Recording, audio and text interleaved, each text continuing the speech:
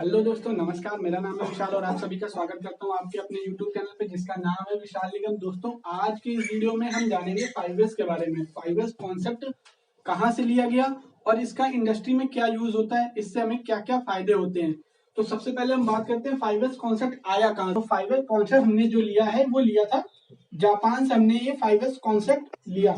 इससे हमें क्या क्या फायदे हैं इंडस्ट्री में हमें इससे बहुत सारे फायदे हैं। इससे हमारा क्या होता है कि जो हमारी जगह होती है साफ सुथरा रहता है,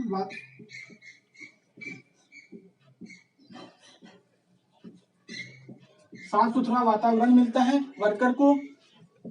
उसके साथ साथ सेफ्टी में हमने बात करी थी, तो इससे सेफ्टी भी बढ़ती है, चीजों को ढूंढने में आसानी होती है। और हमारा जो सबसे मेन यहाँ पर फोकस होता है वो ये होता है कि कंपनी का उत्पादन बढ़ता है और कंपनी को प्रॉफिट होता है। इस वजह से सभी लोग ये 5S कॉन्सेप्ट फॉलो करते हैं। 5S कॉन्सेप्ट हमने लिया था जापान से ये 5S कॉन्सेप्ट आया। अब हम जानेंगे 5S कॉन्सेप्ट में क्या क्या चीजें होती है। तो 5S में 5S होते हैं, जो कि short, set in order, sign, standardize, sustain. इसको इंग्लिश में इस तरीके से जानते हैं और जापानीज भाषा में इसको हम कहते हैं सीरी, सीटोन, सीसो, सिक्टेस और सिट्सु। ये 5 शब्द होते हैं जिनको अब हम आगे देखेंगे कि किस तरीके से इनका यूज किया जाता है और इसके बारे में हम डिटेल में पढ़ेंगे। तो चलिए आगे देखते हैं इस वीडियो को। तो यहाँ पर हम सबसे पहले देखेंगे 5S में पहला S जो है, जिसको हम सीरी बोलते हैं। ये एक जापानीज शब्द है। 5S हमने जापान से सीखा है। वहां के लोग डेली यूज में भी इसको लाते हैं, अपने डेली लाइफ स्टाइल को शॉर्ट करने के लिए भी वो इसका यूज करते हैं 5S का। और यहाँ पर जो पहला एस है जिसका मतलब है सीरी। सीरी का मतलब होता है, ये जापानीज शब्द है। सीरी जो है ये जापानीज शब्द है और इसका अर्थ अगर इंग्लिश में हम देखें तो इसका मतलब होता है शॉर्ट, मतलब कि चीजों को छटनी करना। ठीक है। और इसका इंडस्ट्री में किस तरीके से यूज होता है, तो इंडस्ट्री में हम इस एस को फॉलो करके हम यूजफुल और नॉन यूजफुल चीजों को अलग अलग करते हैं। जिससे कि क्या होता है कि हमारा जो इससे फायदा हमें ये होता है कि जो हमारा फ्लोर है, शॉप फ्लोर, वो हमें खाली हो जाता है। जो चीजें अनावश्यक है वो चीजें हट जाती हैं। इसको इंडस्ट्री में रेड टैगिंग के नाम से भी जानते हैं। और जानते हैं कि इससे हमारे क्या क्या फायदे हैं। तो इस एस को फॉलो करने से हमें बहुत सारी चीजें आसान हो जाती हैं। हमारे पास शॉप फ्लोर पे जगह मिल जाती है।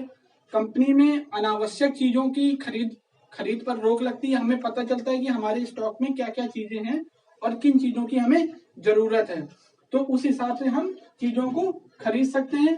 तो ये हमारा पहला हो गया। आप दूसरा एस देखते हैं जिसका नाम है सीटोन, मतलब कि इसका जापानीज नाम है सीटोन। दूसरा है, इसको हम इंग्लिश में बोलते हैं सेट इन ऑर्डर।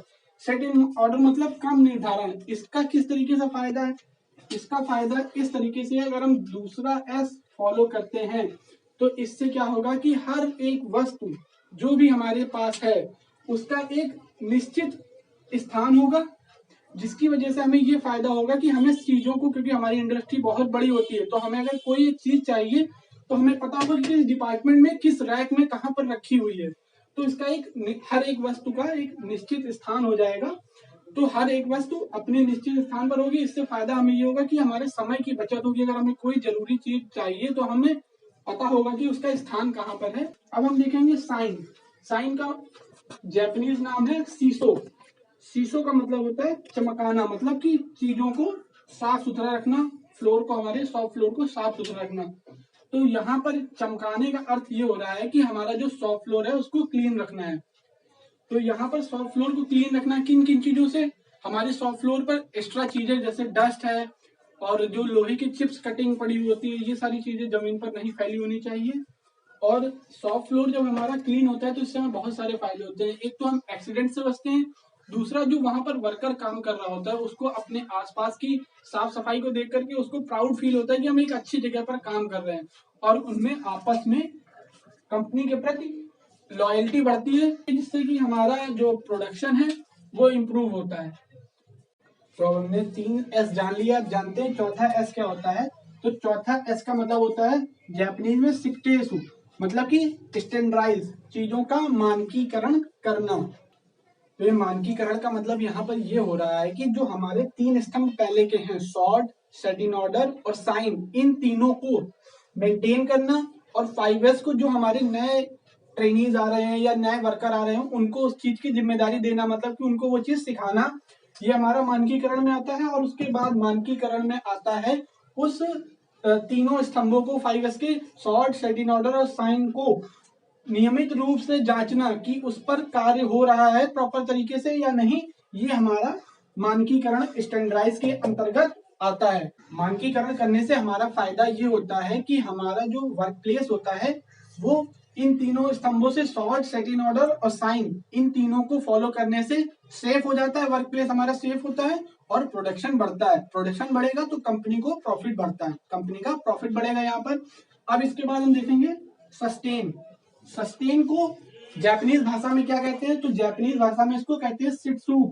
इसका मतलब होता है कायम रखना, जो कि सबसे कठिन स्तंभ है। इन पांचों स्तंभों में सबसे कठिन और सबसे जिम्मेदारी वाला स्तंभ ये होता है। इसका उद्देश्य ये होता है कि जो हमारे चारों स्तंभ हैं ये प्रॉपर तरीके से चल रहे हो। इसके बाद हमारे कंपनी में इसमें इसके अंतर्गत विभागीय भ्रमण होता है।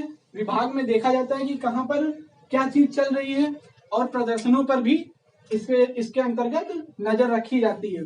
तो सबसे कठिन हमारा ये होता है, और इसके अंतर्गत हम ये देखते हैं कि ये चारों स्तंभ हमारे जो हैं शॉर्ट, सेट इन ऑर्डर और साइन, स्टैंडर्डाइज, ये चारों चलते रहे प्रॉपर तरीके से। अगर ये नहीं होगा तो ये चार जो ऊपर के स्तंभ है ये ज्यादा देर तक टिक नहीं पाएंगे। तो सबसे इंपॉर्टेंट इसमें हमारा यही स्तंभ है जो कि यहाँ पर इन सभी को एक प्रॉपर फॉर्म में चलाता है। तो हमने यहाँ पर आज सीखा 5S क्या होता है। अगर आपको ये वीडियो पसंद आया तो इस वीडियो को लाइक करिए, मेरे चैनल को सब्सक्राइब करिए, और आपके लाइक से मुझे मोटिवेशन मिलता है ताकि इस तरीके की और भी वीडियोस फ्यूचर में लाता रहूं।